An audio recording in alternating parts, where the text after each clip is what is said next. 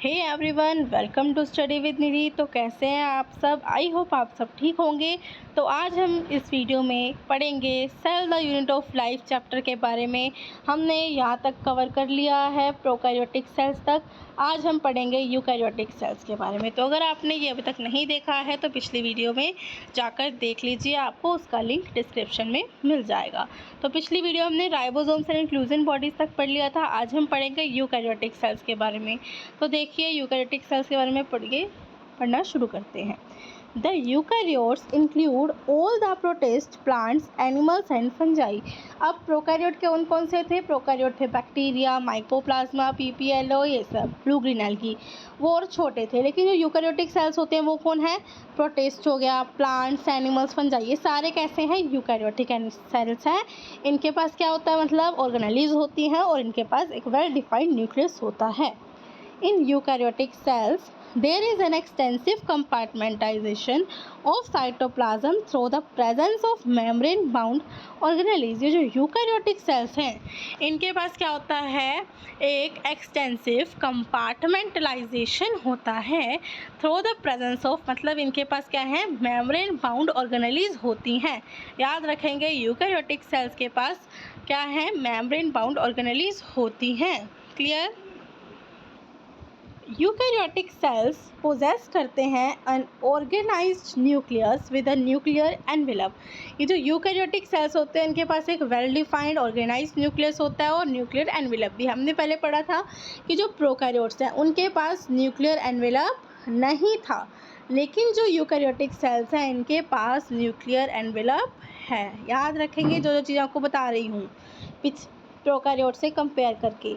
Eukaryotic In addition, eukaryotic cells have a variety of complex locomotoric and cytoskeletal structures। eukaryotic cells के पास क्या है?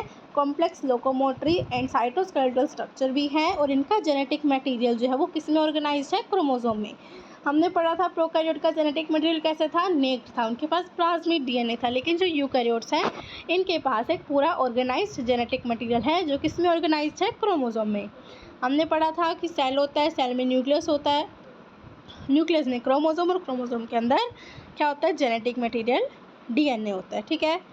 All eukaryotic cells are not identical. और ज़रूरी नहीं है कि सारे के सारे यूकैरियोटिक सेल्स एक जैसे हों, सारे सेल्स अलग अलग दिखते हैं। मतलब सारे यूकैरियोटिक सेल्स आइडेंटिकल क्या होता है? सेम नहीं होते हैं। ठीक है। Plant and animal cells are different as the former possess cell walls, plastids and a large central vacuole which are absent in animal cells। अब जैसे कि जो प्लांट सेल्स हैं उनके पास क्या है? सेल वॉल है, उनके पास प्लास्टिड होता है, वैक्यूल होता है, लेकिन ये तीनों चीज़ें एनिमल सेल के पास नहीं होती। तो ज़रूरी नहीं है कि सारे यूकैरियोटिक सेल्स एक जैसे हों। On the other hand animal cell have centrioles. और उसी देखते हुए एनिमल सेल्स के पास क्या है? सेंट्रियोल्स हैं which are absent in almost all plant cells। की एनिमल सेल्स के पास सेंट्रियोल होते हैं और सेंट्रियोल प्लांट सेल्स के पास नहीं होते। तो इन्होंने ये कहा है बस कि जो प्रोकैरियोटिक सेल्स हैं वो आइडेंटिकल नहीं है। जैसे कि प्लांट सेल देख लो, प्लांट सेल के पास सेल वॉल होती है, प्लास्टिड होते हैं, वैक्यूल होता है, लेकिन एनिमल सेल के पास ये सब चीज़ें नहीं होती, उनके पास सेंट्रियोल्स होते हैं। ये जो सेंट्रियोल्स हैं खाली एनिमल सेल के पास होते हैं, प्लांट सेल के पास नहीं होते। क्लियर होगी? चलो, और ये आपको डायग्राम दे रखा है प्लांट सेल और एनिमल सेल का। ऊपर वाला जो है वो प्लांट सेल है और ये है एनिमल सेल। ये आप देख सकते हैं डायग्राम। ये प्लांट सेल है, ये भी बहुत इंपॉर्टेंट डायग्राम है। ठीक है, तो ये आपको बनाना आना चाहिए। और ये जो है ये एनिमल सेल है, ये भी इम्पॉर्टेंट है, ये एग्ज़ाम में ज़रूर आते हैं बनाने को। नेक्स्ट है, let us now look at individual cell organelles to understand their structure and function. अब हम पढ़ेंगे सेल मेम्ब्रेन के बारे में। ठीक है, तो सेल मेम्ब्रेन क्या है? The detailed structure of the membrane was studied only after the advent of the electron microscope in the 1950s। कि जो डिटेल्ड स्ट्रक्चर है ना सेल मेम्ब्रेन का, वो कब पढ़ा गया था? इलेक्ट्रॉन माइक्रोस्कोप से पढ़ा गया था 1950s में। Meanwhile chemical studies on the cell membrane, especially in human red blood cells, enable the scientists to reduce the possible structure of plasma membrane। और जो केमिकल स्टडीज़ की गई सेल मेम्ब्रेन पे, ह्यूमन रेड ब्लड सेल्स पे, ये scientist को enable करता है कि जो साइंटिस्ट हैं उनका पॉसिबल स्ट्रक्चर जो है वो डिट्यूज हो जाए, उनका पॉसिबल स्ट्रक्चर नहीं आ पाता प्लाज्मा मेम्ब्रेन का। फिर these studies showed that the cell membrane is mainly composed of lipids and proteins. ये बहुत इंपॉर्टेंट लाइन है। फिर इन स्टडीज़ के ऊपर बेस इन्होंने साइंटिस्ट ने कहा सारे कि जो सेल मेम्ब्रेन है वो किसकी बनी हुई है, लिपिड्स और प्रोटीन्स की बनी हुई है। क्लियर, बहुत इंपॉर्टेंट लाइन है। Cell membrane is mainly composed of lipids and proteins. The major lipids are phospholipids. और लिपिड्स में से भी कौन सा लिपिड, फॉस्फोलिपिड। ये कहा कि जो सेल मेम्ब्रेन है वो लिपिड और प्रोटीन की बनी है, और लिपिड कौन सा, फॉस्फोलिपिड। दैट आर अरेंज्ड, जो कैसे अरेंज्ड है, that are arranged in a bilayer. Bilayer मतलब दो लेयर, जो किस में अरेंज है, दो लेयर, मतलब ऐसे दो लेयर में अरेंज्ड है, ठीक है। Also the lipids are arranged within the membrane with the polar head. और जो लिपिड्स हैं मेम्ब्रेन के साथ वो कैसे अरेंज है, उनका जो पोलर हेड है वो टुवर्ड्स द आउटर साइड, उनका जो हेड है वो आउटर साइड पे है, और हाइड्रोफोबिक टेल जो है वो इनर पार्ट पे है, ठीक है। ये जो प्लाज्मा मेम्ब्रेन की, इन्होंने कहा कि जो प्लाज्मा मेम्ब्रेन है वो उसकी दो लेयर है, एक लेयर ये, एक लेयर ये, और उस दो लेयर के ऊपर जो पोलर हेड है वो आउटर साइड पर है, और हाइड्रोफोबिक टेल जो है वो कहाँ है, इनर पार्ट पे है। Clear, this is shows that non polar tail of saturated hydrocarbon is protected from the aqueous environment. इसका मतलब ये है कि जो टेल है, जो नॉन पोलर टेल है सैचुरेटेड हाइड्रोकार्बन की, वो प्रोटेक्ट है, किससे प्रोटेक्ट है, एक्वस एनवायरनमेंट से। एक्वस मतलब पानी के एनवायरनमेंट से जो वो प्रोटेक्टेड है, ठीक है। In addition to phospholipids, in addition, कहाँ पर थे हम, in addition to phospholipids membrane also contain cholesterol. अब फॉस्फोलिपिड तो है ही, और जो मेम्ब्रेन है उनके पास कोलेस्ट्रॉल भी होता है, ये भी इंपॉर्टेंट पॉइंट है। लिपिड और फॉस्फोलिपिड और प्रोटीन तो है ही, और इसके अंदर क्या है, कोलेस्ट्रॉल भी होता है। फिर बायोकेमिकल इन्वेस्टिगेशन हुई जिसने क्लियरली रिवील करा कि जो सेल मेम्ब्रेन है उसके अंदर क्या है, प्रोटीन एंड कार्बोहाइड्रेट्स है। देखो पहले का कहा कि प्रोटीन और लिपिड है, लिपिड कौन से, फॉस्फोलिपिड, लेकिन फिर बाद में कहा कि जो सेल मेम्ब्रेन है उसके अंदर कार्बोहाइड्रेट और प्रोटीन दोनों है, ठीक है। The ratio of protein and lipid varies considerably in different cell type. अब जो प्रोटीन और लिपिड जो सेल मेम्ब्रेन के अंदर है उनकी रेशो अलग अलग होती है, ठीक है, हर सेल टाइप में, जरूरी नहीं सब में सेम होती है। जैसे कि ह्यूमन बींग्स, हम लोग ह्यूमन बींग्स के अंदर क्या होता है, जो मेम्ब्रेन है एरिथ्रोसाइट की, वह अप्रॉक्सीमेटली उसके अंदर 52% तो उसके अंदर प्रोटीन है और 40% लिपिड है। ये इंपॉर्टेंट है कि जो ह्यूमन बींग्स हैं हमारे अंदर, जो सेल मेम्ब्रेन है उसके अंदर 52% तो प्रोटीन है और 40% जो है वो लिपिड्स हैं। Depending on the ease of extraction के बेसिस पर कि कितना ईज़िली हम एक्सट्रैक्ट कर सके प्रोटीन को, तो मेम्ब्रेन प्रोटीन्स जो हैं वो क्लासीफाइड होते हैं इंटीग्रल और पेरिफेरल। पेरिफेरल प्रोटीन कौन से होते हैं, पेरिफेरी, जो किस पर लाई करें, सरफेस पे लाई करें, lie on the surface of membrane, उसे हम बोलते हैं पेरिफेरी। इंटीग्रल, इंटीग्रल मतलब अंदर, इंटीजर, ठीक है, इंटीग्रल मतलब इंटर, इंटर मतलब क्या होता है, अंदर। तो इंटीग्रल प्रोटीन कौन सा होता है, जो पार्शली और totally buried in the membrane, जो मेम्ब्रेन के अंदर हैं, इंटर है, उन्हें बोलते हैं इंटीग्रल। पेरिफेरल मतलब पेरिफेरे पे, मतलब जो सरफेस पे लाई करते हैं उसे बोलते हैं पेरिफेरल प्रोटीन। समझ में आ गया, इंटीग्रल और पेरिफेरल क्या होता है। इंटीग्रल मतलब जो बरीड, जो बिल्कुल अंदर होते हैं मेम्ब्रेन के, और पेरिफेरल मतलब जो सरफेस पे होते हैं, ठीक है। ये हमें प्लाज्मा मेम्ब्रेन का स्ट्रक्चर दिया हुआ है।